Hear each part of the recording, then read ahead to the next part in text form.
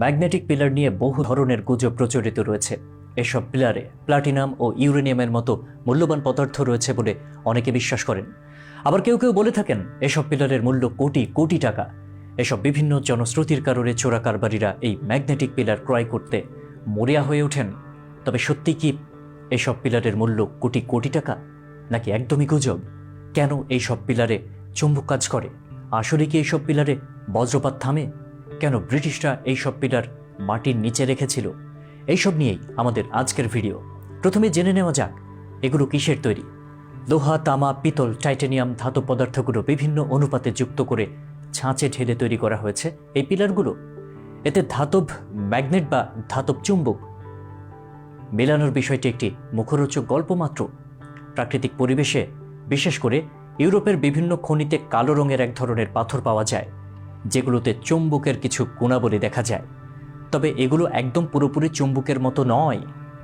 এগুলো যেন কেউ গড়িয়ে অন্য কোনো কিছুতে পরিবর্তন করতে না পারে, এই জন্য তৎকালীন ব্রিটিশ সরকার নানা রকম মিশ্রণে তৈরি করেছিল। ম্যাগনেটিক পিলার কি বজ্রপাতের সময় আর্থিং হিসেবে কাজ করে?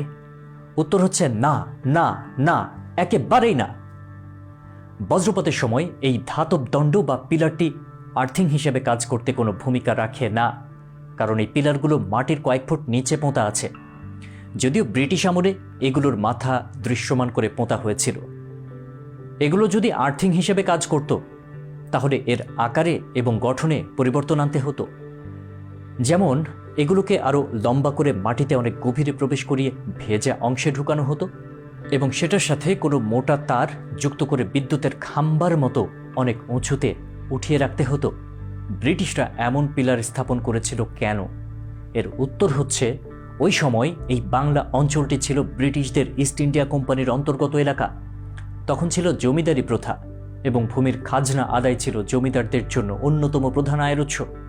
তাই ব্রিটিশরা খাজনা আদায়, নিখুঁত ভূমি বন্টন, নিখুঁত সীমানা নির্ধারণ এবং ভূমি জরিপ ইত্যাদির সুবিধার্থে মৌজাগুলোর সীমানায় এসব পিলার পুঁতে স্থায়ীভাবে নির্ধারণ করে দেয়, যেগুলো যুগ যুগ ধরে মাটির নিচে থাকবে।